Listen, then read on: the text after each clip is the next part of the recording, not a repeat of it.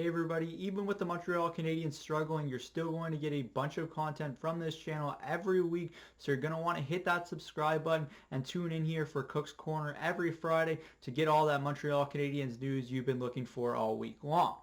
Now, there's a few things that have really stood out to me so far this season in the Montreal Canadiens 0-5 start to the year, and it starts with the team identity. I think the Montreal Canadiens and Dominique Ducharme tried to play with the exact same identity that they did last season in the playoffs, but it's such a different team right now that that identity just isn't working. The losses of Shea Weber, Carey Price, Philip Deneau, even Jesperi Kotkaniemi, Thomas Tatar. This is a very much different team this season than it was last season. And I think the Montreal Canadiens are at a loss and an identity crisis right now, and they don't really have the answers for that because they expected to go into the season and build off of what they had last season. But in the reality, this is a very different team, and I think the core identity of this team is very different than it was last season. And the Montreal Canadiens have yet to figure out how to move forward with their new identity and even what that identity is right now.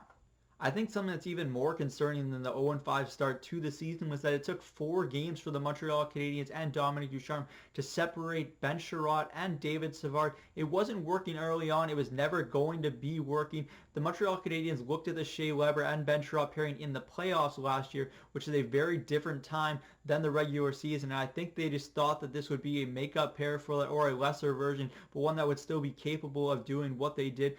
But with the new cross-checking rules, and they're definitely tying down on them with the NHL officiating, it just isn't going to be a pair that was going to be successful. Anyone could have seen that coming, but it took Dominique Ducharme and company 4 games to separate that pairing. And I don't think it's a coincidence that as soon as the pairs were separated, that the Montreal Canadiens had a much better game in transition in the game against Carolina last night, where they ultimately fell by a score of 4-1. From a lineup construction standpoint, it made sense from the start to go with Jeff Petrie and Brett Kulak on that top pair, but you needed to split up the defensive stay-at-home defensemen like Ben Chiarot and David Savard and put them on those pairings that can give the offensive defensemen a chance to move the puck where they have that safety blanket behind them. That's why I like the Ben Chiarot pairing with Chris Weidman. I thought that pairing was actually very strong last night in the game.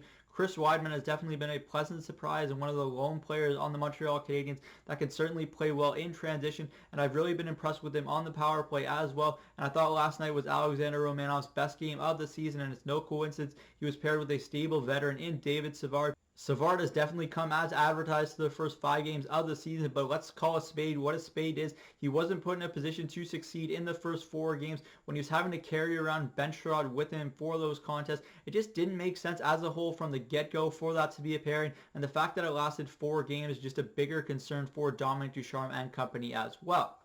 That's it for me today from Cook's Corner. As always, let me know in the comment section down below what you think the Montreal Canadiens can do to improve on their start to the season. I know it's kind of a lost cause right now, and the Montreal Canadiens are likely best suited for a top 10 pick in this year's draft class, but there is still good room for improvement, and there's a lot of young players on this team that can grow as the season prolongs. I'm Zach Cook. We'll see you later.